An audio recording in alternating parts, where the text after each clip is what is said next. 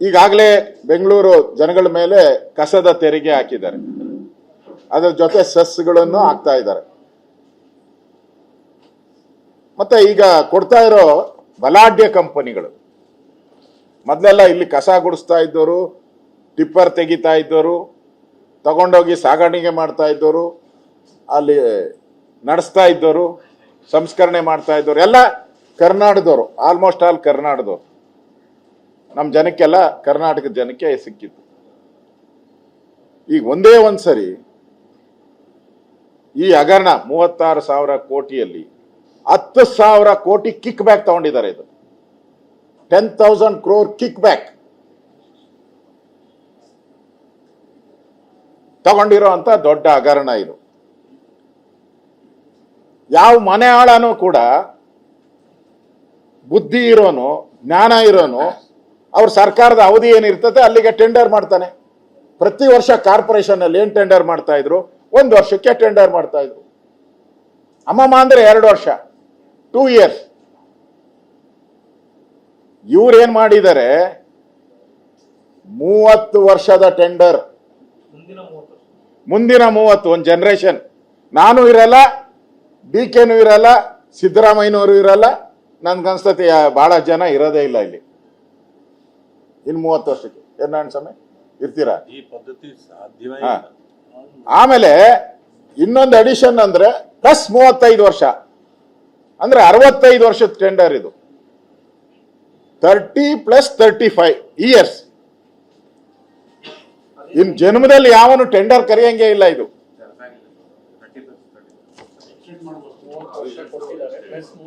30 ವರ್ಷಕ್ಕೆ ಈಗ ಟೆಂಡರ್ ಕರೆದಿದ್ದಾರೆ. ಆ ಟೆಂಡರ್ ಅಲ್ಲೇ ಪ್ರಾವಿಷನ್ ಲೈನ್, ಆ ಪ್ರಾವಿಷನ್ ಲೈನ್ ಅಲ್ಲಿ 35 years ಎಕ್ಸ್ಟೆಂಡ್ ಮಾಡಬಹುದು.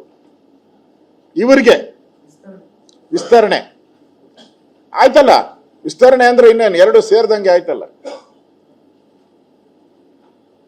ಅದೇನೋ ಅಳಿಯ ಅಲ್ಲ ಮಗಳ ಗಂಡ ಅಂದಂಗೆ ಆಯ್ತು. ಅವ್ರು ಆಕ್ಚುಲಿ 70 ವರ್ಷಕ್ಕೆ 65 ವರ್ಷಕ್ಕೆ ಕೊಡಬೇಕು ಅಂತಿದ್ದು.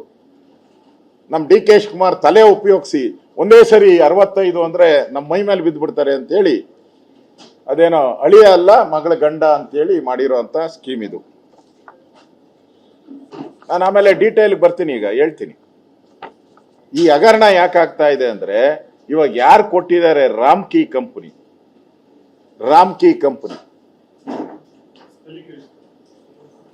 ಕೊಡ್ತೀನಪ್ಪ ನಿಮ್ಗೆ. RA ಎಲ್ಲ ಡೀಟೇಲ್ ನಿನ್ ಕಳಿಸ್ತೀನಿ. ಮಧ್ಯ ಇದ್ ಮಾಡಿದ್ರೆ ಒಂದ್ ಸ್ವಲ್ಪ ಮುಗಿಸ್ಬಿಡ್ತೀನಿ, ಆಮೇಲೆ ನಿನ್ ಕ್ವಶನ್ಸ್ ಆರಾಮ್ಸೆ ಕೇಳಿ. 2 ಸರಿ ಹೇಳ್ತೀನಿ. ಇದನ್ನ ಕಪ್ಪು ಪಟ್ಟಿಗೆ ಸೇರಿಸಿದ್ರಿ. Ramky company black listed company. ಇದು ನಾನು ಅದ್ರ ಡೀಟೇಲ್ ಕೊಡ್ತೀನಿ. ಬೇಡ, ಮುಂದೆ ಅದರದ ಡೀಟೇಲ್ಸ್ ಎಲ್ಲ ನಾನು ಕೊಡ್ತೀನಿ. ಇಷ್ಟು ಇದಕ್ಕೆ ಈ 2 ಪ್ಯಾಕೇಜ್ ಅನ್ನ ಮಾಡ್ತಾರೆ. ಈಗಿರೋದು 5 ಕಾರ್ಪೊರೇಷನ್ ಇದೆ. ಪೂರ್ವ, ಪಶ್ಚಿಮ, ಉತ್ತರ, ದಕ್ಷಿಣ, ಸೆಂಟ್ರಲ್ ಇದೆ. ಆದ್ರೆ ಈ ಪ್ಯಾಕೇಜ್ ಮಾಡಿರೋದು Bengaluru north and south.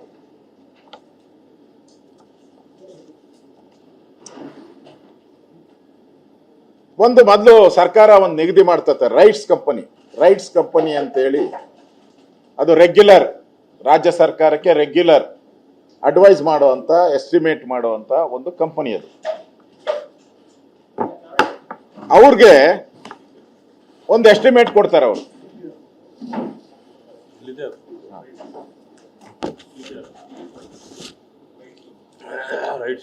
RFI ನೋಡಿ ಇಲ್ಲಿದೆ, ರೈಟ್ಸ್ ಕಂಪನಿ.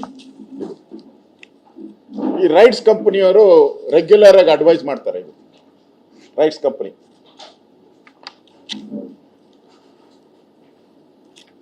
ಈ ಕಂಪನಿ ಏನು ಪ್ರಪೋಸಲ್ ಮಾಡ್ತಾರೆ, ಈ ಕಂಪನಿ ರೆಗ್ಯುಲರ್ ಇದಕ್ಕೆ ಅಥರೈಸ್ ಇರುವಂತದ್ದು. ಈ ಕಂಪನಿ ಪ್ರಪೋಸಲ್ ನ ಎತ್ತಿ ಡಸ್ಟ್ಬಿನ್ ಬಿಸಾಕ್ಬಿಡ್ತಾರೆ. ಇದು ಗವರ್ಮೆಂಟ್ ಅಂಡರ್ಟೇಕಿಂಗ್ ಕಂಪನಿ. ಇದು this is government undertaking company. Rights rights ಕೊಡ್ತೀನಿ ನಿಮ್ಗೆಲ್ಲ ದಾಖಲೆ ರೈಟ್ಸ್ ವಿತ್ ಸ್ಪೆಲ್ಲಿಂಗ್. ಅಧಿಕೃತ ಇದು. ಇದ್ರನ್ನೆತ್ತಿ ಡಸ್ಟ್ಬಿನ್ಗೆ ಹಾಕ್ತಾರೆ. ಆಮೇಲೆ ಇವ್ರದೇ ಒಂದು ಓಪನ್ ಮಾಡ್ಕೊಂತಾರೆ, ಇವ್ರದೇ ಒಂದು ಹೊಸ ಅಡ್ವೈಸಿಂಗ್ ಕಂಪನಿ ಓಪನ್ ಮಾಡ್ತಾರೆ ಗೌರ್ಮೆಂಟ್. ಅದಕ್ಕೆ ಯಾವುದೇ ಸರ್ಕಾರದ ಮಾನ್ಯತೆ ಇರಲ್ಲ. ಮಾನ್ಯತೆ ಇಲ್ಲದಂತ, ಇದು ಮಾನ್ಯತೆ ಇರುವಂತದ್ದು, ಗೌರ್ಮೆಂಟ್ ಆಫ್ ಕರ್ನಾಟಕ ಮಾನ್ಯತೆ ಇರುವಂತದ್ದು. ಇದೇ ಪ್ರಪೋಸಲ್ ಮಾಡೋದು ಎಲ್ಲ ಇಲಾಖೆಗಳಿಗೂ ಎಷ್ಟೆಷ್ಟು ನೀವು ಬಿಡ್ ಅಂದ್ರೆ ಕರಿಬೇಕಾದ್ರೆ ನೀವು ಇಷ್ಟಕ್ಕೆ ಮಾಡಿದ್ರೆ ಒಳ್ಳೇದು ಅಂತ ಅದನ್ನ ಕರೀತಾರೆ. ಇವ್ರ ಸ್ವಂತ ಒಂದು ಕಂಪನಿ ಉತ್ಪತ್ತಿ ಮಾಡ್ಕೊಂಡು ಅದರದ್ದು ಒಂದು ಎಸ್ಟಿಮೇಟ್ ತಗೊಂತಾರೆ.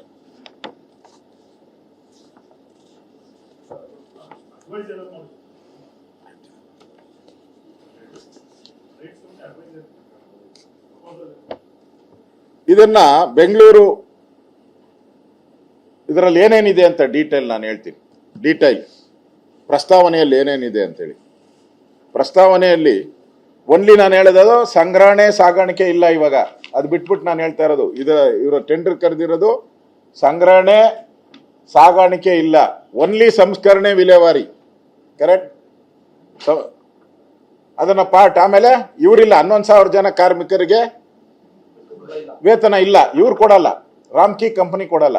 3 ಐಟಮ್ ಇದೆ, 3 ಐಟಮ್ ಅಲ್ಲಿ 2 ಐಟಮ್ ಇವರಿಲ್ಲ, 1 ಐಟಮ್ ಮಾತ್ರ ಇವ್ರಿಗೆ ಕೊಡ್ತಾ ಇರೋದು. ಅರ್ಥ ಆಯ್ತಾ? ವಿಲೇವಾರಿ. ಇನ್ನೆರಡಕ್ಕೆ ನಾವೇ ಕೊಡೋದು ದುಡ್ಡು. ಅದನ್ನ ಇವ್ರಿಗೆ ಇನ್ನೇನೇನ್ ಮಾಡ್ಕೊಂಡಿದ್ದಾರೆ ಅಂದ್ರೆ, ಇವ್ರಿಗೆ ತಲಾ 100 ಎಕರೆ ಕೊಡೋದು ಬೆಂಗಳೂರು ಸುತ್ತು. ಅದನ್ನ ಯಾರು ಖರೀದಿ ಮಾಡೋದು? ಸರ್ಕಾರ ಖರೀದಿ ಮಾಡೋದು. ನಾವೇ ಖರೀದಿ ಮಾಡೋದು ಸರ್ಕಾರ, ರಾಮ್ಕಿ ಕಂಪನಿಗೆ. Integrated solid waste management system, ಅದನ್ನ ಖಾಸಗಿ ಕಂಪನಿಗೆ ಹಸ್ತಾಂತರ ಮಾಡುವಂಥದ್ದಕ್ಕೆ ಇವ್ರಿಗೆ ರಾಮ್ಕಿ ಕಂಪನಿ. ಇದು 30 ವರ್ಷಗಳ ದೀರ್ಘಕಾಲ ಇವರು ಸಂಸ್ಕರಣೆ ಮಾಡಬೇಕು.